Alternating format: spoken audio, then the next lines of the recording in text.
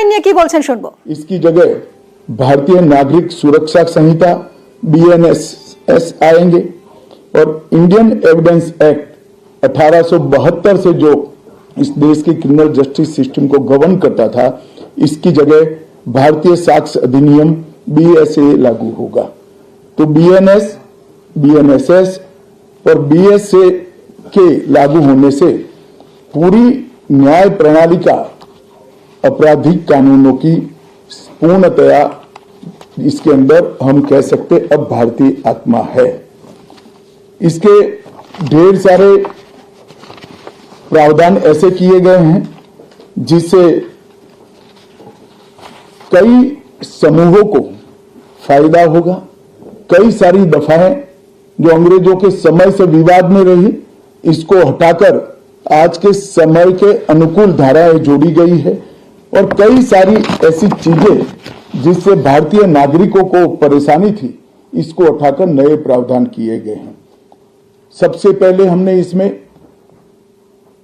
हमारे संविधान के स्पिरिट के तहत दफाओं की और चैप्टर्स की प्रायोरिटी तय की है। सबसे पहली प्रायोरिटी महिलाओं और बच्चों के अपराध को दी गई है और मैं मानता हूं कि ये करने की बहुत समय से पहले जरूरत थी। एक पूरा अध्याय इसमें जोड़ा गया है जिसमें 35 धाराएं हैं और 13 प्रावधान हैं, जिसमें गैंग रेप के लिए अब 20 साल की सजा या तो कारावास, आजीवन कारावास, नाबालिग के साथ बलात्कार में मौत की सजा, झूठा वादा पहचान छिपाकर शोषण करने वालों के लिए भी अलग से अपराध बनाया गया है। पहले सुप्रीम कोर्ट के जजमेंट से चलता था। पीड़िता का बयान उसके घर पर महिला अधिकारियों की उपस्थिति में और अपने परिजनों की उपस्थिति में लेने का भी प्रावधान किया है और इसके साथ साथ ऑनलाइन FIR की व्यवस्था से भी ढेर सारी उत्पीड़न का सामना कर रही महिला एम्बरेसमेंट से बच पाएगी, ऐसा हमारा मानना है। सालों से देश भर में मॉब लिंचिंग के अपराध के लिए कानून में कोई प्रावधान नहीं था। प्रावधान करने की मांग होती थी। पहली बार मॉब लिंचिंग को परिभाषित किया गया है।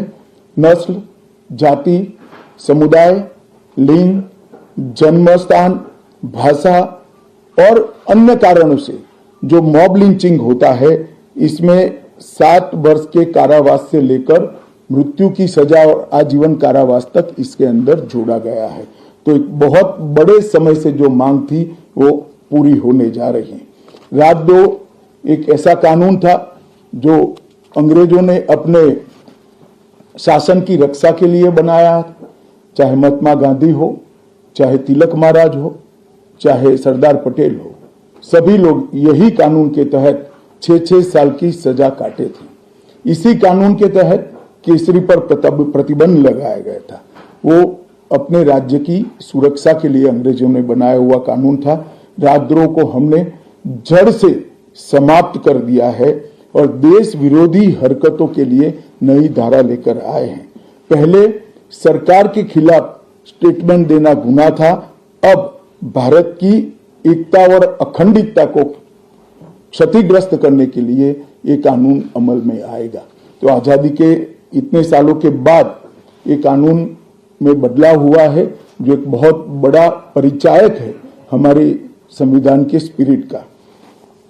मैं आप सभी के सामने बड़े विश्वास के साथ कहता हूं कि ये तीनों कानूनों के पूर्ण स्पिरिट के साथ देश भर में लागू होने के बाद ये कानून सबसे आधुनिक न्याय प्रणाली का सर्जन करेंगे। टेक्नोलॉजी को हमने न केवल अपनाया है, आने वाले 50 सालों तक टेक्नोलॉजी में जो भी अनुसंधान होने की संभावनाएं हैं, इस सबको कानून के अंदर हमने व्याख्या के तौर पर समाहित किया है, जैसे आने वाले समय में भी जो अनुसंधान होंगे वो व्याख्यायित किए गए। ये विश्व की सबसे आधुनिक न्याय प्रणाली बनेगी, इसका मुझे विश्वास है। कंप्यूटराइजेशन की प्रक्रिया ऑलरेडी पूरी हो गई है। 99.9% थाने कंप्यूटराइज हो चुके हैं। ई रिकॉर्ड जनरेट करने की प्रक्रिया भी हमने 2019 से ही चालू कर दी थी। 0 एफआईआर, ई एफआईआर, चार्जशीट और जवाब ये सभी डिजिटल होगा। किसी को बड़े बड़े जेरोक्स निकालकर करने की जरूरत नहीं है। 1 लाख पेज की चार्जशीट भी एक छोटे से पेन ड्राइव से जजेस के सामने जाएगी और पक्षकर्ताओं को दिए जाएगी। 90 दिन के अंदर इस कानून में पीड़ित को जिन्होंने न्याय की गुहार की है उनको अपने केस का प्रोग्रेस ऑटोमेटिकली ऑनलाइन भेजा जाएगा। हमने इसके अंदर 7 साल और उससे ज्यादा सजा वाले सभी गुना में फोरेंसिक की टीम की विजिट को कंपलसरी कर फोरेंसिक एविडेंस को कानूनी जामा पहनाने का काम किया है। मैं मानता हूं कि इससे बहुत फायदा होगा। दोष सिद्धि का प्रमाण हम बहुत आगे तक ले जा पाएंगे। साक्ष्यों की रिकॉर्डिंग और जांच पड़ताल में रिकॉर्डिंग की अनुमति दी है। वीडियोग्राफी को सर्च और सीजर के वक्त पर अनिवार्य किया है जिससे किसी को फंसाने की कोई साजिश न हो पाए। ई बयान बलात्कार की पीड़िता का या छेड़खानी की पीड़िता का ई बयान को भी कानूनी माना गया है और कोर्ट में ऑडियो वीडियो के माध्यम से पेशी करने का भी प्रावधान हमने किया है। ई पेशी में गवाह, आरोपी, विशेषज्ञ और पीड़ित सभी को कानूनी जामा पहनाने का काम किया है। इसमें जो फोरेंसिक विजिट को अनिवार्य बनाया गया है इसको हमने दूरदर्शिता पूर्वक काम कर नेशनल फोरेंसिक साइंस लेबोरेटरी 2020 में बनाकर इसके लिए ट्रेन मैन पावर का सर्जन का काम ऑलरेडी कर चुके हैं। मुझे पूरा भरोसा है कि 3 साल के बाद इस देश में हर साल 40,000 से ज्यादा ट्रेन मैन पावर का फोर्स हमारी कानूनी क्रिमिनल जस्टिस सिस्टम की सेवा में उपलब्ध होगा।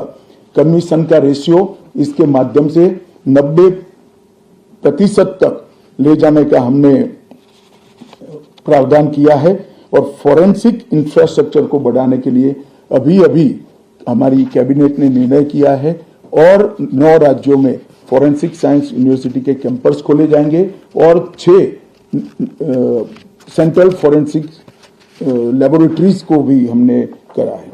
ये कानून विक्टिम सेंट्रिक है।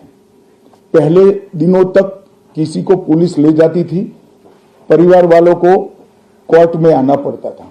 अब हमने कंपलसरी किया है कि हर थाने में रजिस्टर होगा और ई रजिस्टर भी होगा कि कौन सा अपराधी पुलिस की कस्टडी में है, जिससे हेबियस के माध्यम से कोर्ट में नहीं जाना पड़ेगा।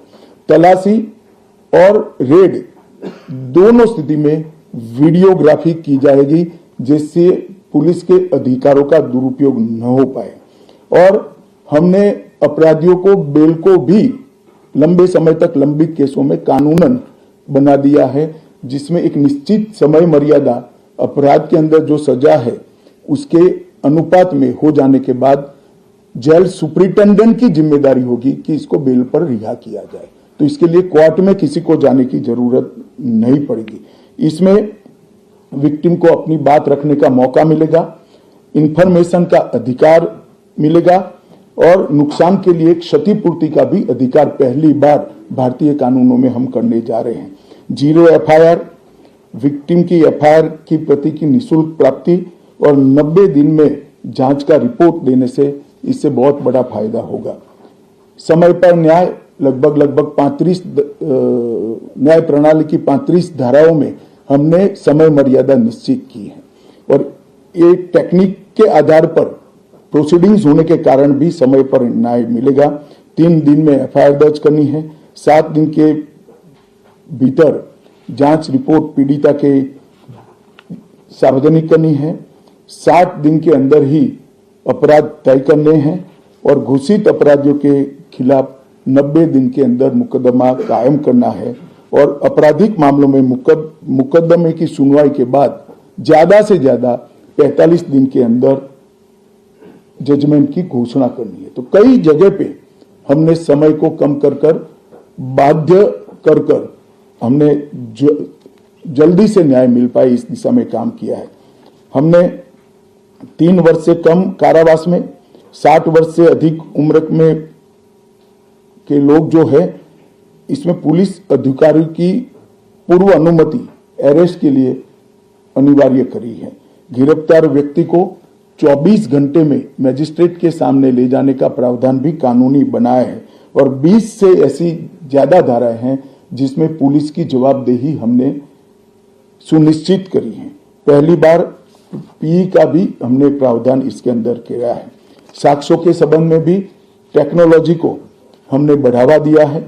इलेक्ट्रॉनिक साक्ष्यों के प्रति विश्वसनीयता बढ़े इसके लिए कानूनी प्रावधान कड़े किए हैं। सर्वर लॉग, स्थान संबंधी साक्ष्य और वॉइस मेल, ये सब की व्याख्याएं की गई है।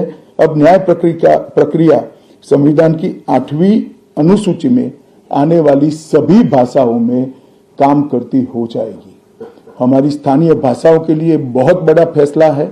हमारा पूरा सॉफ्टवेयर जो बनेगा वो 8वीं अनुसूची में आने वाली सभी भाषाओं में बनेगा। कानून बनने के बाद संसद ने पारित करने के बाद तैयारी के लिए ढेर सारा प्रयास भारत सरकार के गृह मंत्रालय और हर राज्य के गृह मंत्रालय और जस्टिस मंत्रालय ने किया है। लगभग 22.5 लाख पुलिस कर्मियों की ट्रेनिंग के लिए 12,000 मास्टर ट्रेनर्स बना दिए गए। कई इंस्टीट्यूशन को अधिकृत किया गया और 23,992 मास्टर ट्रेनर अब तक ट्रेन हो चुके हैं।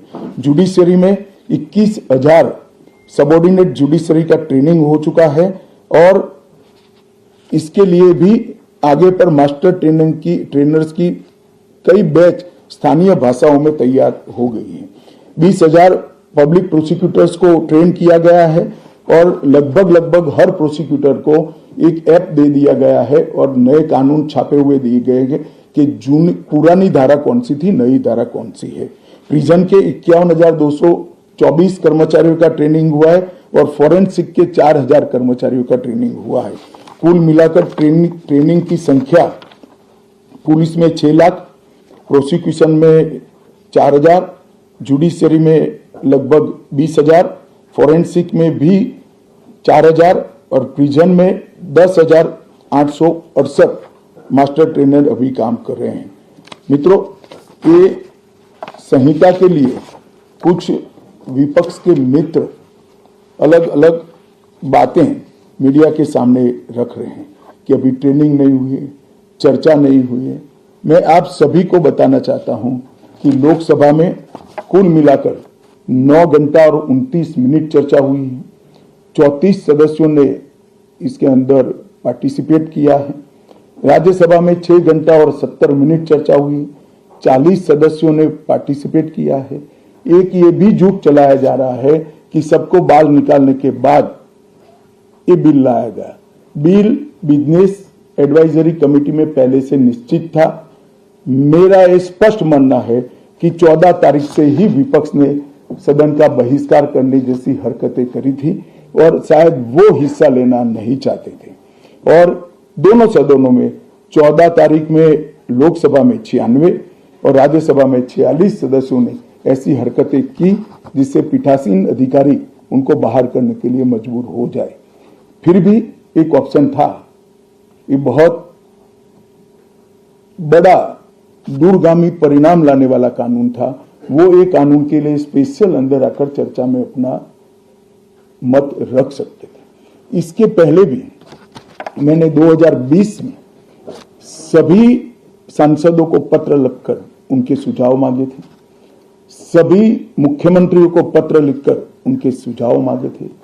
सभी सुप्रीम कोर्ट के सम्मानीय न्यायाधीशों को पत्र लिखकर उनके सुझाव मांगे थे। सभी हाईकोर्ट के चीफ जस्टिस को पत्र लिखकर सुझाव मांगे थे। गृह सचिव जी ने सभी आईपीएस अफसरों से सुझाव मांगे थे, सभी कलेक्टर से सुझाव मांगे थे और ये सब सुझाव मिलाकर मैंने खुद अधिकारियों की बैठक को अलग करे तो मैंने खुद 158 बार इसकी मीमांसा कर बैठक कर विचार कर एक बिल बनाया। ये बिल को भी संसद ने ऐसे ही पारित नहीं किया है।